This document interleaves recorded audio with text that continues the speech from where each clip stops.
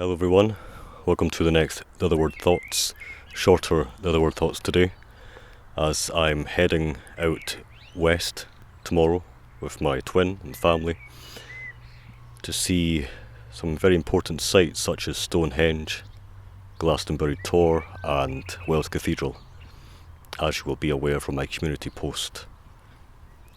It's a shorter video today as well, in that I'm just going to be expounding a little bit on my changing ideas for my book, and really just expressing how the fascinating journey that takes place that comes with the development of ideas. Obviously, you know that I've always been interested in portals and thresholds, and I've written about this in the past in various ways. And I started writing this outline, this plan, this proposal towards that place. And although my idea is, the underpinnings are the same, I've had somewhat of a kind of a revelation in the past maybe 2 weeks or so. And that is this revelation of the wound. The wound as spoken about by Byung-Chul Han in Non-Things and his other books. I was looking at this text again, Non-Things, and of course I recently did a review for this book. I was looking at Non-Things, and Han talks about the wound as being an ear for the other, an opening. It's a sense of, it's positively and negatively charged, if we can use that type of language. It's a wound is not just damage, it's an opening, it's an ear for the other. It makes us vulnerable, it exposes us, but it invites the more than human world in. It invites ecological relationships. And I kept thinking about wounds, and I realised that perfectly aligns with my interest in portals and moving towards that place. I've always tried to think about these ideas. It began kind of in a more juvenile sense of wanting just to escape into this fantasy other world. And nowadays it's obviously more nuanced. You can't escape from the world. It's about making the world better, not transcending the world. We only have one world. And so this idea of the wound, I realise perfectly encapsulates what I'm always trying to write about. And that it coheres very well with its focus on the other. Correlates very well with the philosophy and ethics, the underpinnings of wonder, the relational underpinnings of wonder, and enchantment, which you'll obviously be aware of if you're a long-time viewer of the channel.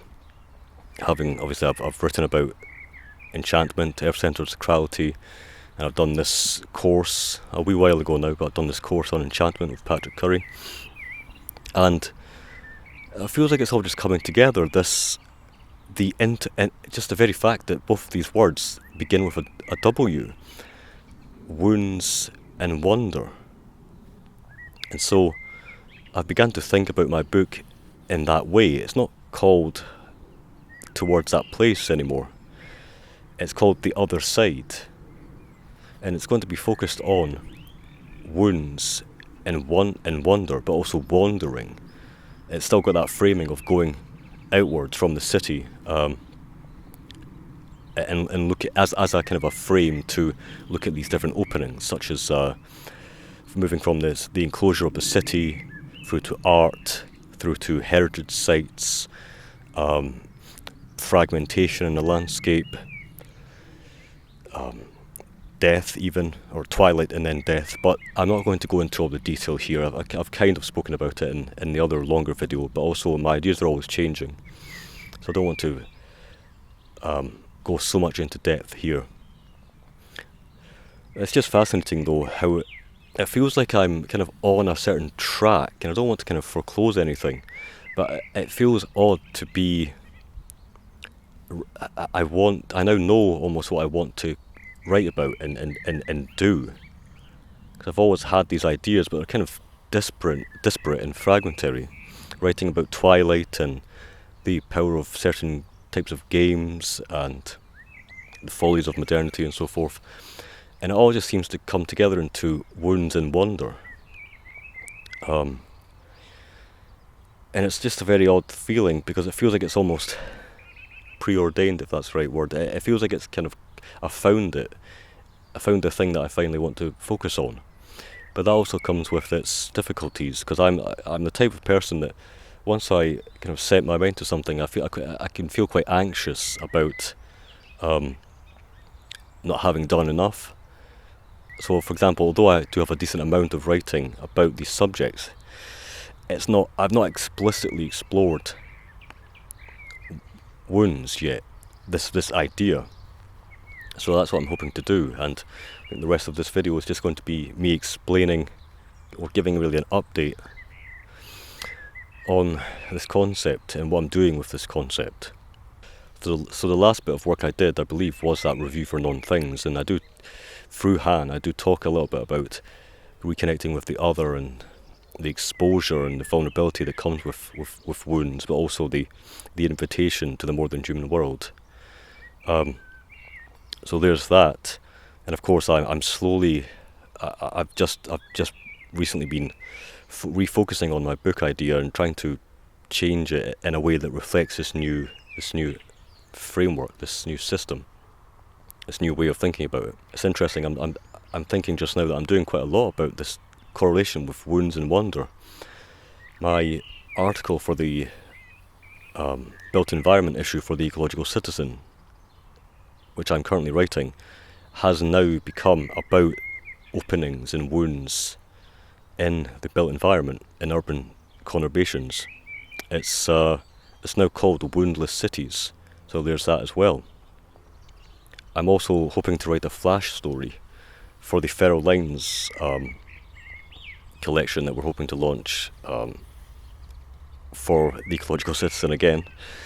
Feral Lines, this rewilding flash collection. And I'm sure my idea for a story, if I contribute, will be about wounds and openings in cities. And finally, although I shouldn't really be talking about it because it's quite unlikely to happen, I was recently made aware of this eco-literacy festival in Denmark, and it's all about, there's two prongs to this festival: care and imagination. And it's a fascinating festival. I've never really seen anything like it. It's really asking how we can promote a sense of care towards the more than human world, and how we can engage the imagination, how we can use play to reconnect with the world, with nature, with heritage, and so forth. And I wasn't entirely sure I was going to contribute to it, but with this idea of wounds, I feel I have an opening. There's a bit of an imposter syndrome, I have to say, in that I've not really, I've not explicitly researched wounds yet, although of course it does play a part, and I do understand the philosophy behind it and so forth. But I think I'm going to be writing an outline, possibly just an abstract, 300-word abstract about wounds, and the title will be Through the Wound, the World. And actually, the more I say that, the more that might even be the title for the book, or the subtitle for the book, Through the Wound, the World. That perfectly encapsulates this idea of not only going forward, but it also has that movement, that the core of how you can actually see the world through the wound. It reminds me of the Thoreau, Henry David Thoreau quote. It's something like, "In wildness is the preservation of the world." It's something like it's in that vein. But yes, I'm just writing something. I'm kind of throwing something at the wall with this, hoping to write something, and if it gets accepted, then perhaps I might be doing a talk on wounds and wonder. at this festival in Denmark. And again, that's something it's quite outside my comfort zone, but hopefully it kind of comes to fruition. I don't know, I've just had this yearning to express my interest in portals and thresholds, openings, ways out of the kind of stifling system of modernity. All the way back from, again, entering that portal in the massively multiplayer online role-playing game World of Warcraft, entering into Azeroth through this gateway, the dark portal. And there's so many different more examples that you've probably heard me speak about a lot, but one of the ones I keep coming back to, which is slightly different in that it's more of a threshold than a portal, but I keep coming back to this lovely, charming, enchanting short film by Yawen Zheng, Every Star. It's just a 4-minute film or so about this boy trapped in an urban jungle, and another child sends a message from the other side, a star in an envelope, making that connection. It cracks open the boy's enclosure. It wounds him. It makes him. It exposes him to something other than his environment. It's unsettling, but it's also an invitation to the wonder of the more than human world. And that film, although very short, I believe it was originally just a student film, it kind of perfectly encapsulates my kind of fascination and what I want to do with wounds and wonder. So I'm hoping that all these ideas that I've talked about in this little video will come to fruition. Obviously, it can feel a bit daunting when you want so much to express these ideas, and you're currently working on a lot of different projects. And obviously, the more you tackle, the more difficult it becomes. It can feel a bit chaotic, but it is interesting to work on. I think it's 4 different projects, all on the same theme. It feels cohesive in a way that my other projects haven't really felt before. So there's that. So it's an interesting time, let's say that. And yes, tomorrow we will be heading out west to Somerset and Bath and Wells and that general area.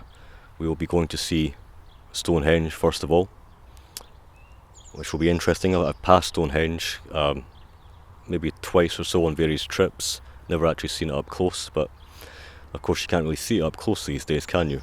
I believe we've paid for tickets, but I'm sure we'll only be able to see it from a distance behind a rope. And of course it doesn't help that certain groups have kind of made it even more precarious to be there. Certain political activists. But anyway, so hopefully we will get a lot of footage from that trip, covering various heritage sites and natural landscapes and so forth. So, until next time everyone, thanks for watching. Ad Meliora.